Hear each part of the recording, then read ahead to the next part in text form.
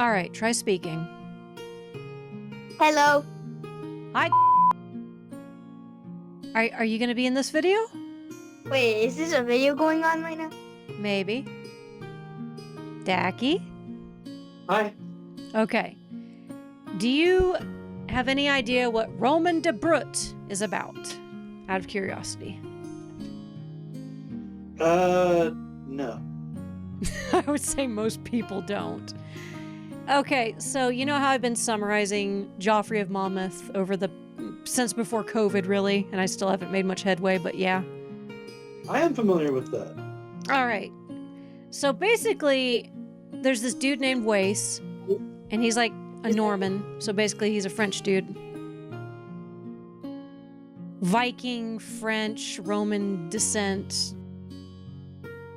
And he basically took all of the Arthurian parts of Geoffrey of Monmouth, just the parts that talk about Arthur, really, or start with Vortigern, and he makes like a story based on it. Like he basically is like, this Geoffrey of Monmouth is very blow by blow. He's just kind of writing this all out like it's history or whatever. You know, that's boring. I'm gonna make a story. I'm gonna take what he wrote and turn it to a story, make it more of a narrative. That's it. That's all Roman de Brut is. That sounds So I thought it was funny when I did a poll on my YouTube channel saying, hey, what do you guys want me to do my next Drunkbie on? And apparently Roman de Brut. And I'm like, haven't I kind of already done that? Okay, whatever. So we get to go back to the beginning of Vortigern. Oh my god, I just got Hicassia. Huh? I got Summer Hicassia. You're playing freaking Toho while we do a Drunkbie? I was just doing a roll before we got started since What is with your godlike luck in that freaking game? I just did a 10 roll and it's just first thing that happened. Bing. Oh. Oh, it makes you feel any better. I have no epic. I've done like 11 multi-rolls on the damn umbrella bish and she won't come. And it's like you just come in like do. One multi gets the character. Piece of crap. I actually haven't gotten here yet and I've done 10. Whatever. Anyway. So basically, you know the first Drunkbie episode we did, Drunkbie Dude Vortigern as told by Geoffrey of Monmouth? Yeah. Essentially, that's the starting point. That's where Roman de Brut starts. He just starts at Vortigern. Lazy hack. And I've kind of already summarized that like twice now, but I figured I'd kind of do a blow by blow to kind of keep it, you know.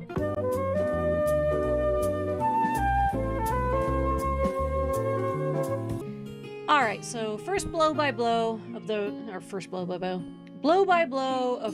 Drunkbie dude, Vortigern. Constantine is the king of Britain. He gets stabbed by a pick. He has some kids, but they're just babies except for Constance, who's a monk. His other kids are Aurelius and Uther.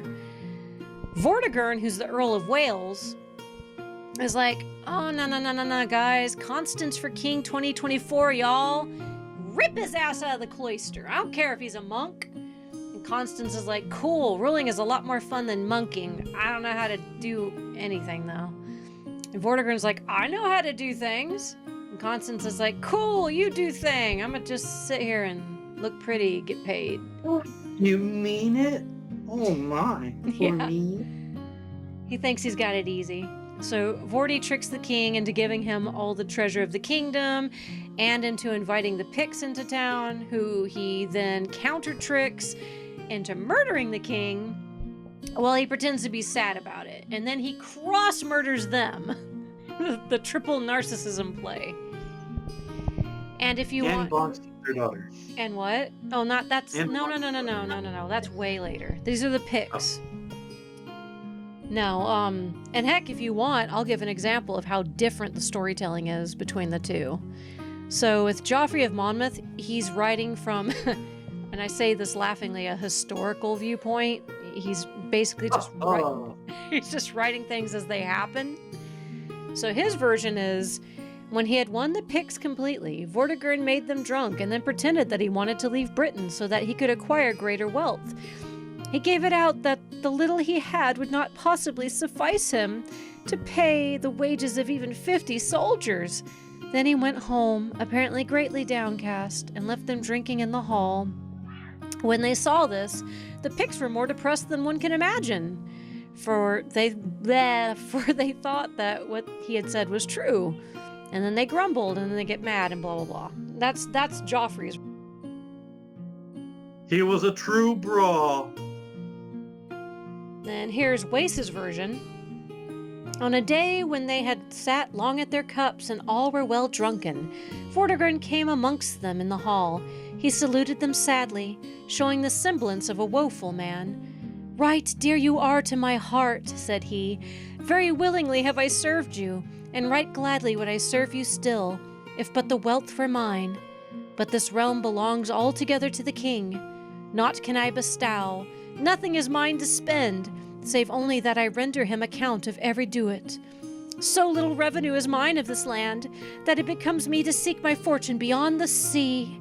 I have set my whole intent to serve my king to the utmost of my might, and for recompense have of him such a state that I can maintain scarce 40 sergeants to my household.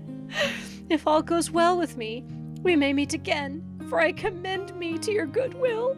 This weighs heavily upon me that I must leave you now, but beggar as I am, I can do no other. Only I entreat you this, that if you hear my business has come to a fair end, you will of surety seek my love again."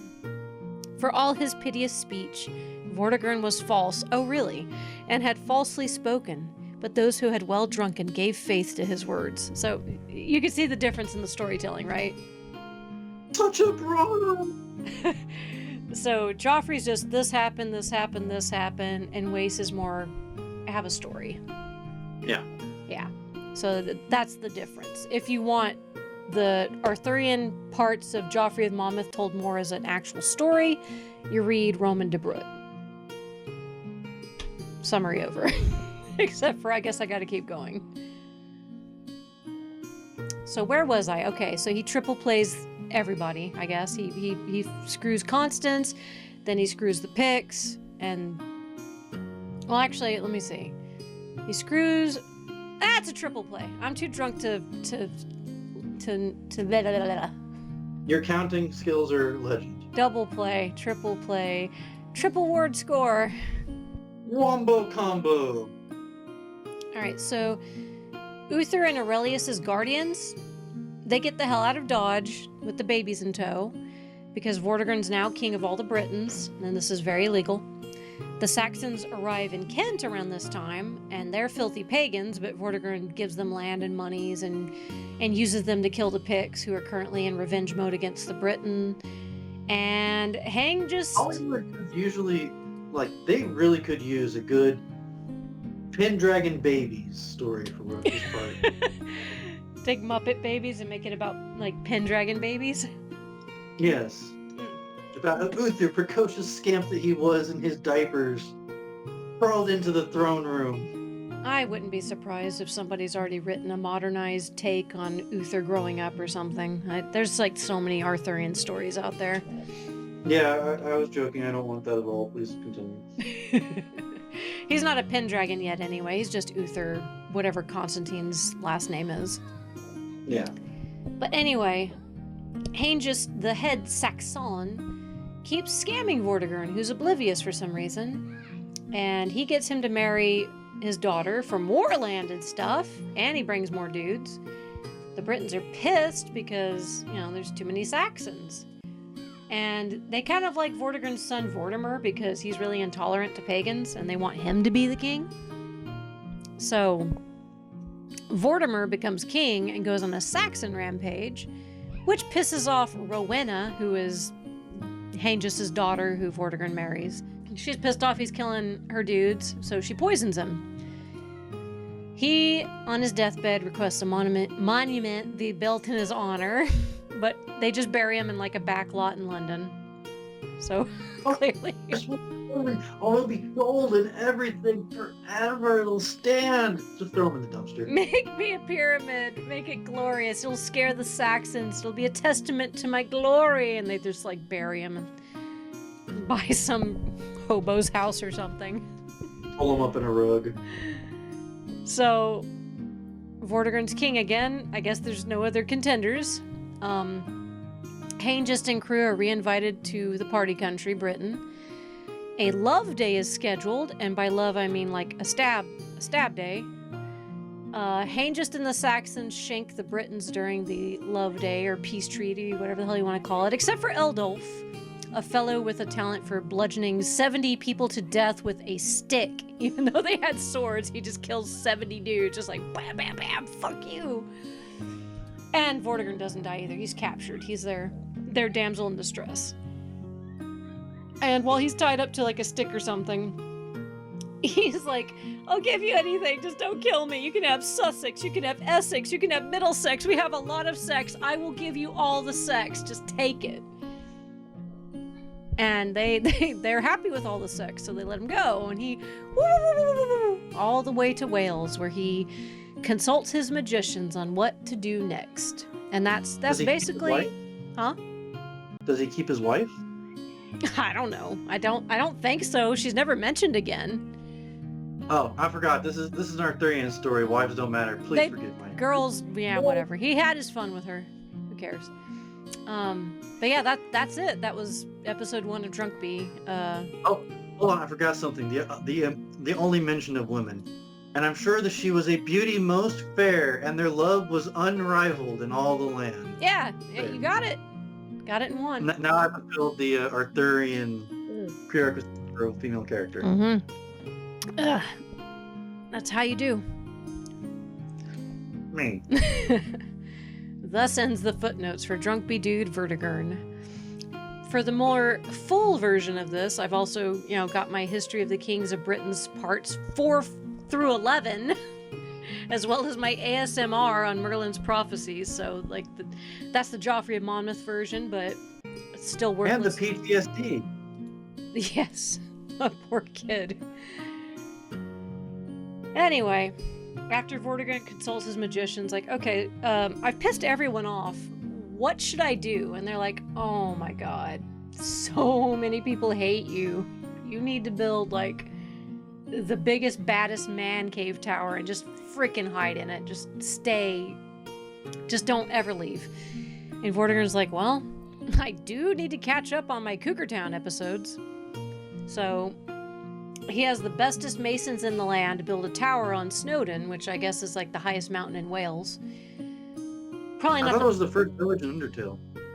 Yeah, maybe that's where Vortigern built his tower. I don't know. Maybe Toby Fox was onto something. Banana.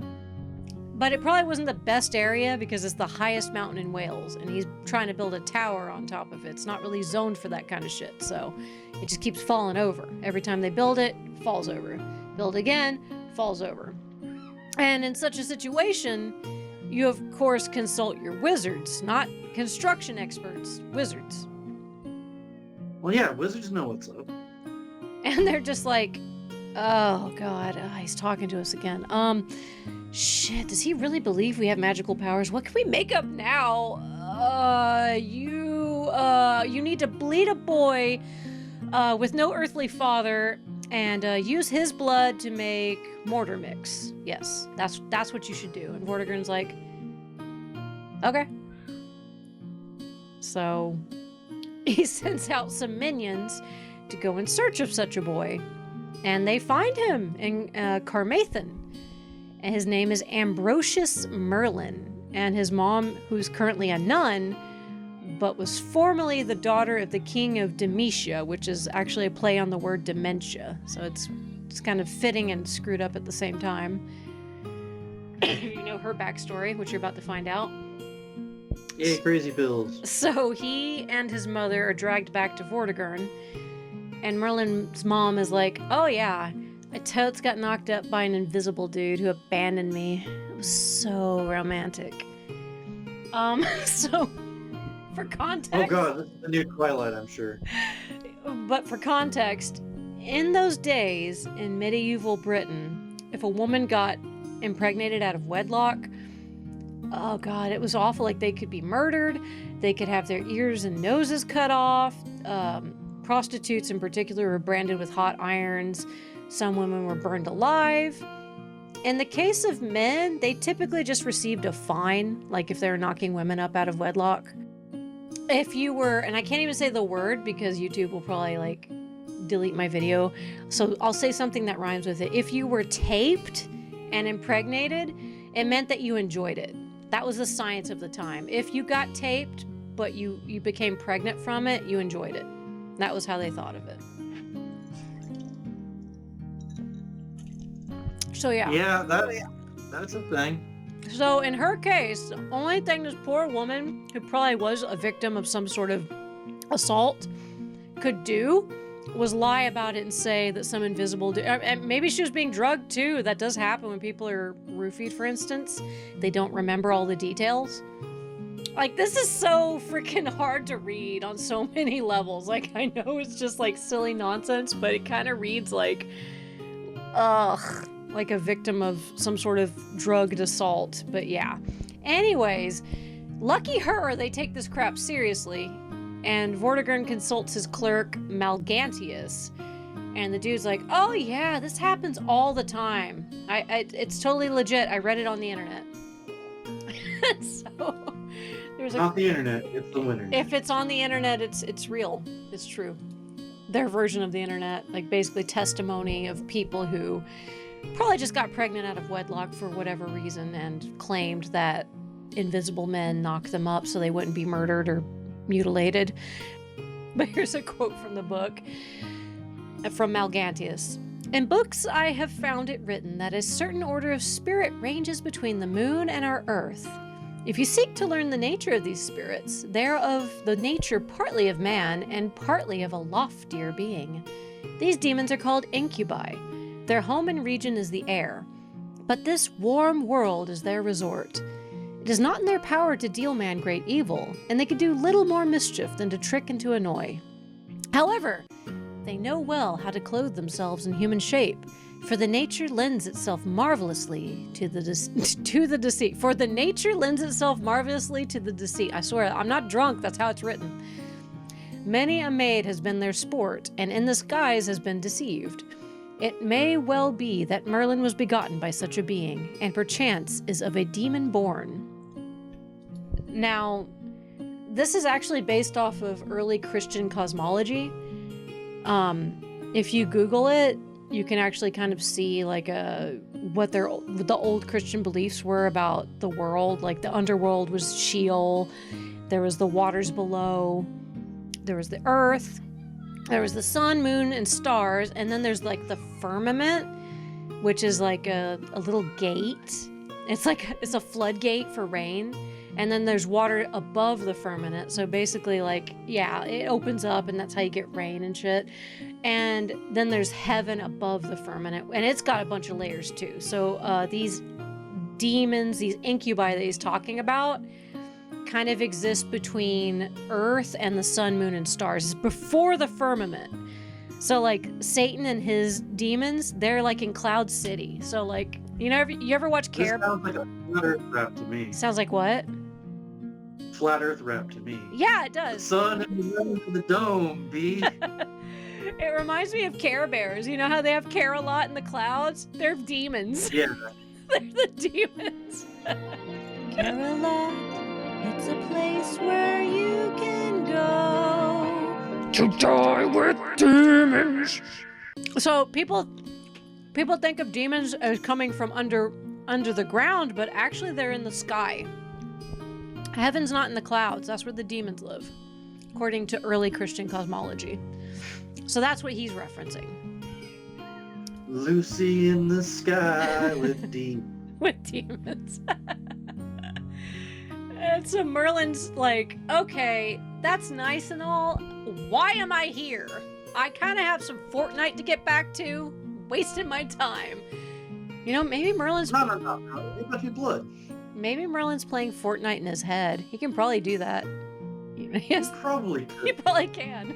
Is it the Disney Merlin who like goes to Bermuda in the 1990s? Yeah, this is that Merlin. He's basically able to see anything that has happened and will happen. So he can play video games in his head, I'm sure. So the magicians respond to him and they tell him why he's there. You know, they want to make mortar mix out of his blood because blood magic was a big thing back in the day. And Merlin's like, oh my god, you frickin' noobs. My blood doesn't even make type in mortar mix. Ugh. Okay, there's a body of water underneath the soil, and that's why something heavy like a frickin' tower doesn't stand for long. Have you Nimrods ever heard about soil bearing capacity? Oh, also, there are stones in the water with dragons inside. Go check that out. And so some minions of Vortigern go and dig up and drain the pool, and yep, there's dragons. There's a white one and a red one. And as soon as they wake up, they start fighting because I guess dragon's gonna dragon.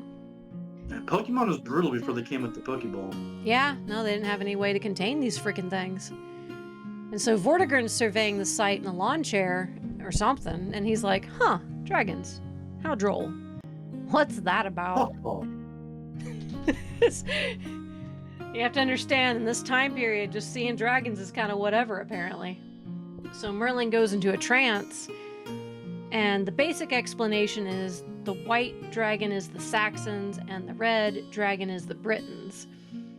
But Wace doesn't go into detail about it. He's like, I'm kind of scared of Merlin's prophecies, so I'm not even going to write about them.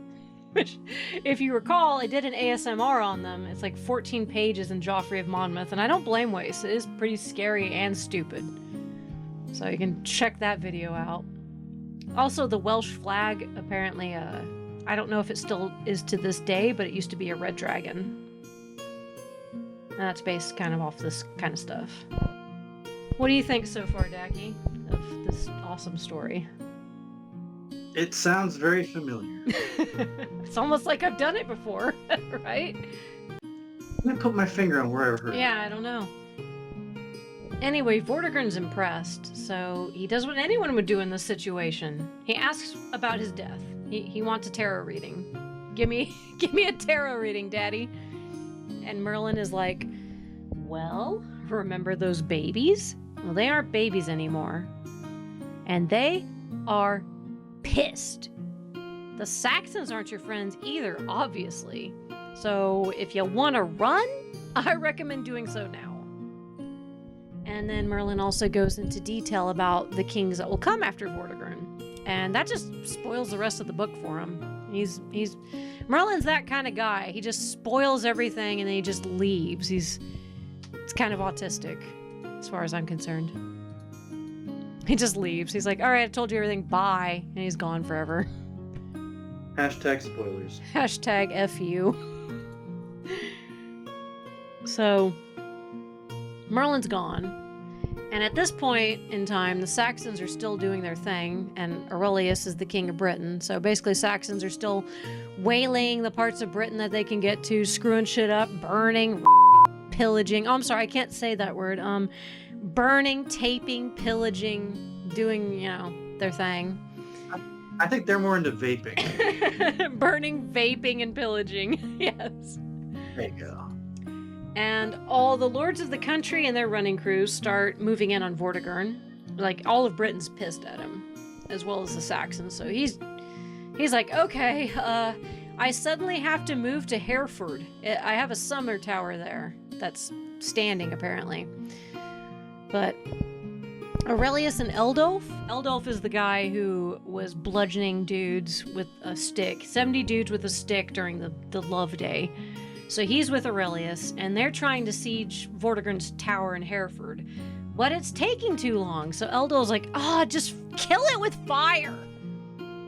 So all the folk in the castle town, Vortigern and his family, are all well done.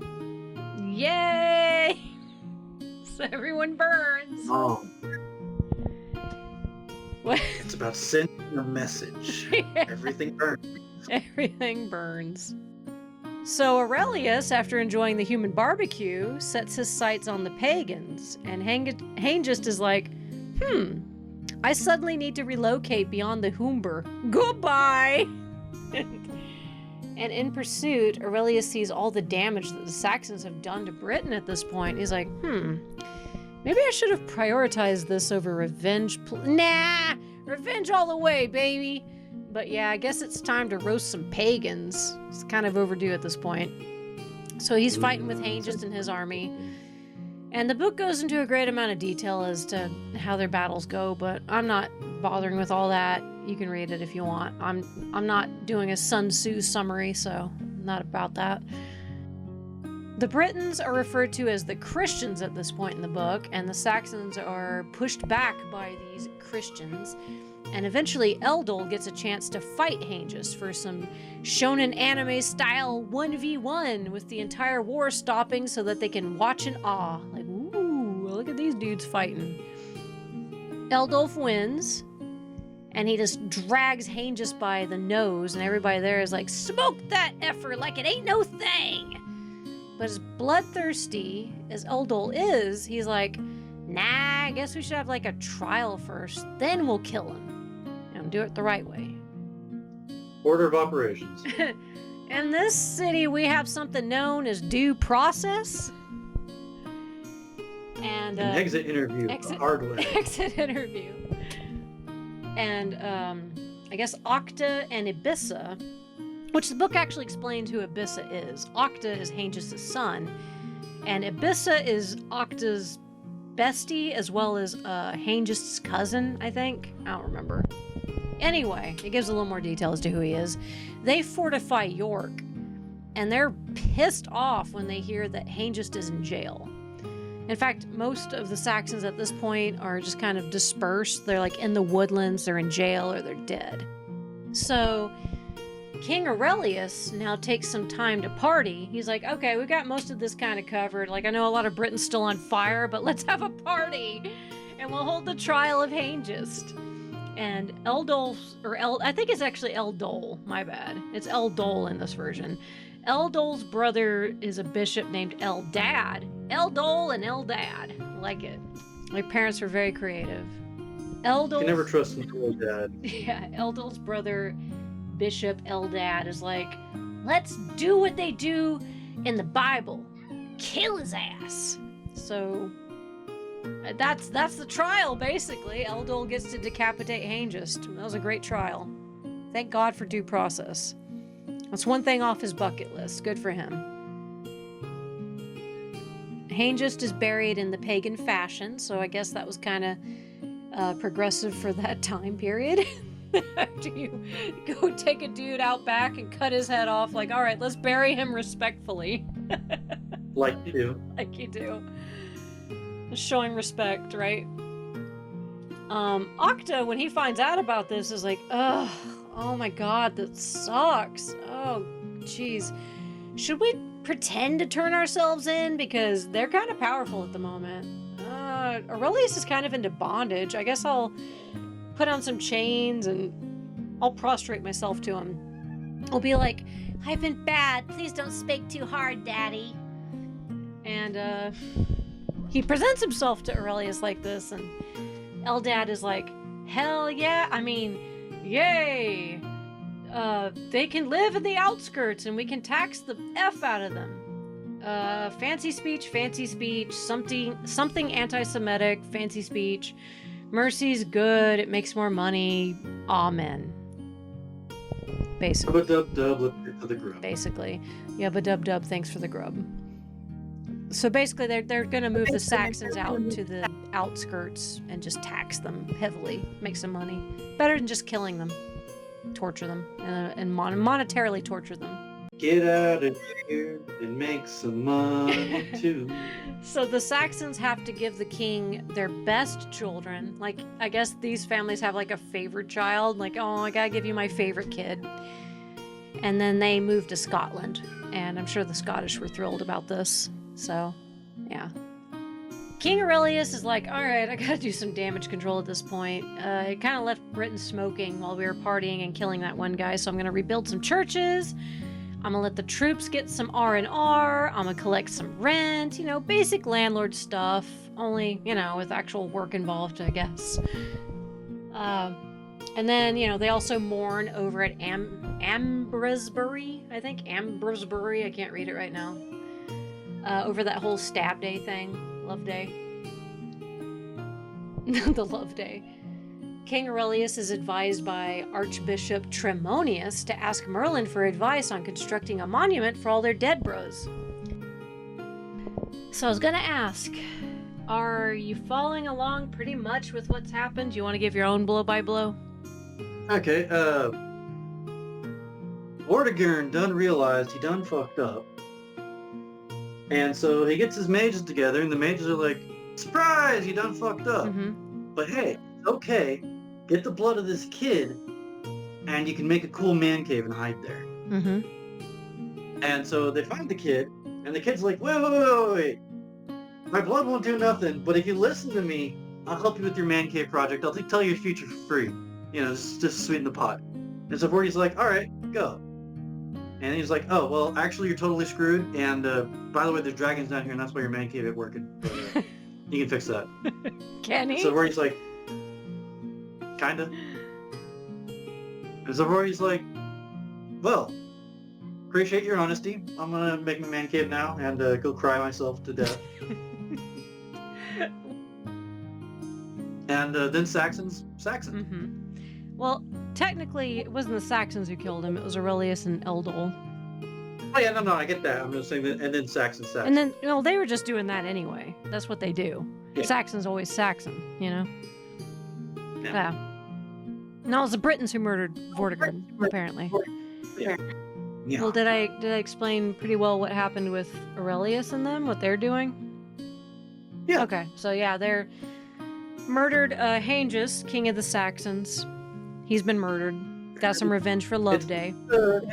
Time. Yep. So the summary has been summarized at this point. They've had their bloodlust. Vortigern's dead. Hengist is dead. Now it's just King Aurelius rebuilding crap, reinstating Christianity, I guess, and trying to find a nice little way to mourn at Ambrosbury, where the Love Day took place. And then Archbishop Tremonius is like, why don't you ask that Merlin guy for advice on constructing a monument for all these dead bros? He's a pretty smart dude. Or I guess he's a kid still, but, you know, he's a pretty smart kid. Ask him what to do. And I guess Merlin, who's, vacaying at some springs in Wales, pops on by, and Aurelius is like, oh my god, you're like so the cool. Hey, for the funsies, tell me my future. And Merlin's like, no.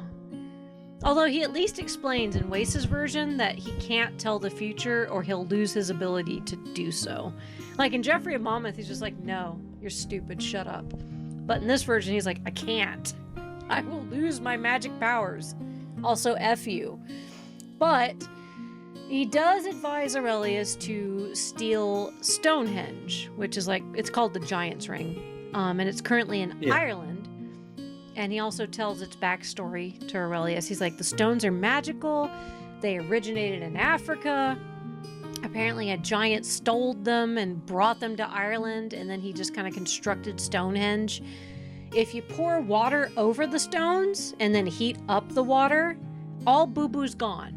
Like if you got like a stab wound or rheumatism, whatever the hell you're suffering from, if you just pour water on the stones, heat up the water, and put it on your boo-boo, you're healed. Amazing! And he also alludes to the fact that humans had better either technology or magical abilities back in the day. He's like, things used to be so much better back in the day before everybody got all lame like y'all are. And Aurelius is like, but like, we got stones here, can't we just use these? This seems like a lot of work. And Merlin's like, fool! I mean, no. And so their side quest flag is activated. So they're gonna go raid Ireland with 15,000 dudes, all led by main DPS Uther with sub DPS Merlin, or maybe he's support, I don't know. For stones. Yeah, he's totally support. Yeah, for stones. Magic stones. Yay! So King, I don't know if I'm pronouncing this right, Gillimer, I don't know, Gillimer? King Gillimer of Ireland is like, Ah, fluff these limeys.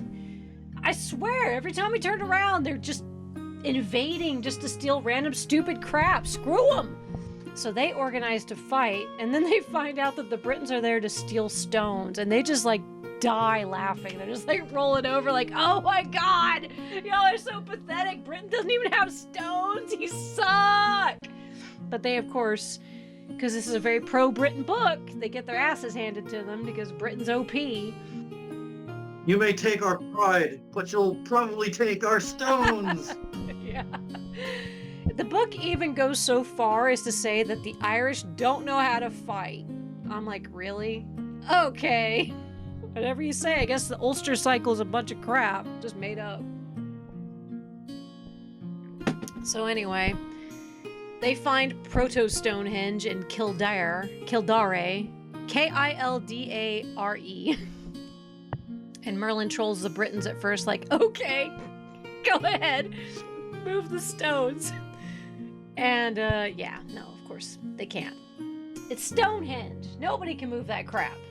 So Merlin, of course, lectures them about being dumbasses, and then he walks into the center of the ring, has them follow him in, and suddenly, when they're in the center, and they move out to try to move the stones, all of a sudden they can move them. I don't know. The book doesn't explain. They're able to move them now, I guess. It's not exactly as convincing as that time he's saying about brains and brawn as a fish, but, you know, what do? They can't all be classics, right? You see, my boy, it's nature's way. Upon the weak, the strong ones prey. 'Tis what you must expect, unless you use your intellect. Brains and brawn, weak and strong. Help, That's Merlin, what makes the So anyway, stones are moved. Stonehenge is erected in Amesbury. Aurelius is officially inaugurated. And there's a 3-day festival. Good times! Woo! Yay! Drink on. It's fun to just steal what you want. Aw, things were so much simpler back then. At least a lot less paperwork. Just take it. I want it. I'll just take it. Thanks. So, Passent, I think he was called Passent in Geoffrey of Monmouth. He's one of Vortigern's kids. He retreats to Germany, and he gets some boats and some dudes, and then they just like ravage all throughout the northern countries of Britain. And he wasn't even trying to fight. He just basically comes in, sets crap on fire, and then he hops on his boat and is like, lol, bye. And he hooks up with 𝗗𝗲𝗯𝗀𝗀𝗀, the King of Ireland, and they band together in Wales, and they're just like, they both have a hate boner for Britain. They're just like, I freaking hate Britain. Screw the UK. Set it on fire. Screw them. So Passent, after his fun with the fire arsony rampage thing, decides to engage in some guerrilla warfare. So he hires a highly educated dude to play doctor for the currently sick King Aurelius, who is laid up in Winchester. I don't know how he got sick. They don't explain. They just say he's sick at this point. And that he's on his deathbed. And that he's sad because he can't kill dudes no more because he's like dying and stuff, so he sends Uther out to kill for him. He's like, go on, brother. Big brother, little brother, I don't know which one he is, but go, brother, go kill people for me. I can't kill no more. I'm sad and dying. And while this is going on, 𝗲𝗲𝗄𝗏, I guess, is the guy who was hired to kill Aurelius. Very educated dude. He shows up in monk robes and is like, I'm a doctor. Here's a potion. There's nothing suspicious about any of this. No background check necessary, y'all. I'm really smart. And the castle folk are like, well, hey, I think he is really smart. I mean, his head is shaved and everything. So he poisons Aurelius and he just leaves. He gets away pretty easily. So Aurelius is dead. What do you think about that? Glug, glug, glug. They wanted to play Drunkbie. No, I mean, what do you think? They didn't care what do you think about the fact that some random dude dressed as a monk could just come in with a potion like, I totally can heal your king? Okay, but it's better to be good stuff. No, I mean, like, what do you think about the fact that he could just come in and do that? Some people just want mystery juice. You got nothing else to offer? Look, we already know they're dumb as dicks, okay? I'm just like, but come on. Like, this has been a problem for thousands of years. Poisoning? They talk about it in the Bible. I know the King James Version calls it, thou shalt not suffer a sorcerer to live, but the original was, thou shalt not suffer a poisoner to live, which had to do with people poisoning wells. You know? Like, they know people go around with poisons. Why is this like a magical thing to these people? Because this guy went one step further. Instead of poisoning a well, he poisoned well. You're stupid. I try. Anyway, Aurelius is buried underneath Stonehenge, and up in the sky above... Yay, self-fulfilling prophecy. Yeah! Yay! And, He wanted his men underneath it, and then he got there. he did! Straight up. So he's buried underneath Stonehenge, and up in the sky above where Uther and Merlin are, because I guess they're on a campaign now, there's a crazy light show taking place. And first it's a star or a comet, which makes a light beam that's brighter than the sun. And at the end of the beam is a dragon's head. And from its jaws are two more beams, one over France and the other over Ireland, and the Ireland beam splits into 7 more beams. And I guess everyone in Britain can see this, and Uther's like, holy crap, what the hell? And then Merlin just... Damn dragon Christmas. And Merlin just starts breaking down. He's like, I don't know why I'm crying, because I already know everything that will happen. It has already happened, but your brother's dead. Probably emotional for someone who's omnipotent. I mean, I'm guessing he was just caught up in the moment. I don't know. And Uther's really sad, but Merlin kind of stops his boo-hoos and he tries to cheer Uther up, and he gives him like a riveting speech and a prophecy. And here's a quote from page 57 of Roman de Brut, at least the version I'm reading from. Be not altogether cast down, since from death there is no return. Bring to an end this business of the war. Give battle to thine enemies, for tomorrow shall see Passent and the King of Ireland vanquished. Fight boldly on the morrow, so shalt thou conquer, and be crowned King of Britain. Hold on a sec. Alright, maybe Merlin was drunk too. Hearken to the interpretation of the sign. The dragon at the end of the beam betokens thee thyself, who art a stout and hearty knight. One of the 2 rays signifies a son born of thy body, who shall become a puissant prince. I don't know, it's Puissant? Puissant? Puissant? Yeah, that. Conquering France, and beyond the borders of France. The other ray which parted from its fellow betokens a daughter who shall be Queen of Scotland. Many a fair heir shall she give to her lord, and mighty champions shall they prove both on land and sea. And Uther's like, oh, okay. Hey, wait! I thought you weren't supposed to reveal the future, or you would lose your powers, or is it like okay right now? Ah, whatever, who cares? Hashtag don't care for the rules. I guess, I don't know. Things pass as Merle says. Uther whoops Passent and Guillemar's asses, and he becomes King of Britain. And by King of Britain, I mean like the High King, which is different from all little basic bish kings. He's the This head. is Super King. Super King, yes. All the other kings come to him. He's Super King. And He's Super King. Wow. and in honor of the crazy light show, he has 2 golden dragons constructed and is known henceforth as Uther Pendragon. It's an awesome name.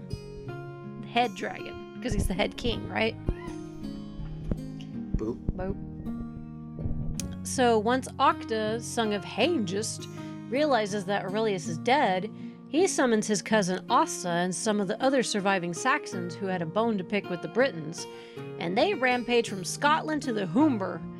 And they even try to starve out the castle at York. But Uther, he's not having this shit anymore. He attacks, but surprisingly is pushed back with his troops to Mount Damon. So they're kind of stuck, like, oh, well, this sucks. But Gorlois, Earl of Cornwall is like, you know how we like to blow our trumpets and be like really loud just before we engage in combat? How about let's don't do that. First, we pray to God for magical war powers, then we'll climb down when they're sleeping and then scream YOLO while we're shanking them. And Uther is like, This sounds kind of like the night of a lot of love. and Uther's like, damn, you're like really smart. I'm gonna steal your wife. I'm gonna take you up on your plan. And the book at this point says, the swordplay was right merry, for the slaughter was great. You can't spell slaughter without laughter. Murder. So some escape, most are dead, and Octa and Ossa are captured and imprisoned in London.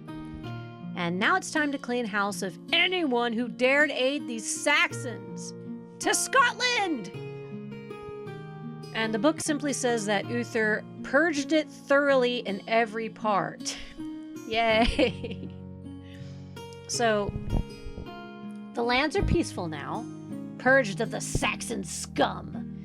And Uther is ready to officially be inaugurated upon his victory, and he wants his inauguration to be the biggest venue ever.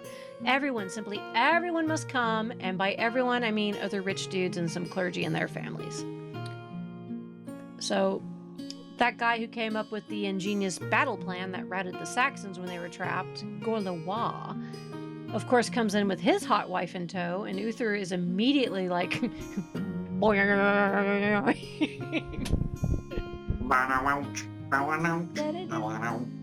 to Butthead. And he makes no secret about it. He wants to tag Gorlois' wife to the cross.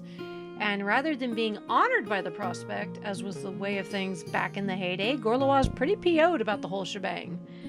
Now, okay, how would you feel if, like, let's hypothetical, you're the head of an industry, and you bring your wife to a party that's being hosted by a guy that owns, like, he's the biggest stockholder, and he's, like, flirting with your wife. How would you feel? We're like, yep, that's right. I got the prettiest wife. Get on my level, son. You can go ahead, do whatever you want, but at the end of the day, because I have a really hot wife now. But you get the whole courtly love thing. That was how it normally was back in the day. Like, people would be like, hell yeah, my wife is so hot, the High King wants to tag that crap? Awesome! You're like, that's why I'm top dog, G. Yo! Get the girl. I mean, that's the only thing ladies had going for them. If they were really pretty, they were coveted. If they weren't, whatever, you know? But, like, if... Make the honeys say, make the girlies want to scream. Exactly. And Gorlois, by courtly love standards of that time, he should have been honored. But he was being a little bee about it, like, oh, I'm not even going to ask for my king's leave. I'm just going. I'm going to take my hot wife and go home.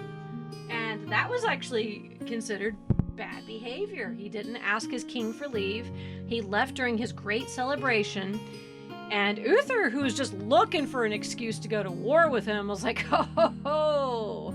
Yo, I don't care you saved our lives. Hoes before bros. So, Yeah, get wrecked. get wrecked. And Gorlois, he pretty much knows it when he leaves. He's like, okay, I gotta go prep Cornwall for battle. I'm gonna go lock up my hot waifu. And her name in this version is Igerna. Igerene, Igerna. He locks her up in Tintagel Castle, which is built on a cliff by the sea, which is, you know, the best place to lock away a waifu. It's really hard to steal waifus from. By the sea. By the sea. And upon hearing that Gorlois was turtling, Uther had all the ammo he needed to go to war. He's like, okay, so he left, and he's getting ready for war. A warrin' we're gonna go. So Uther crosses the Severn with his troops, and he raids the fortress that Gorlois and his troops are in, but after 7 whole days, he still hasn't made any headway.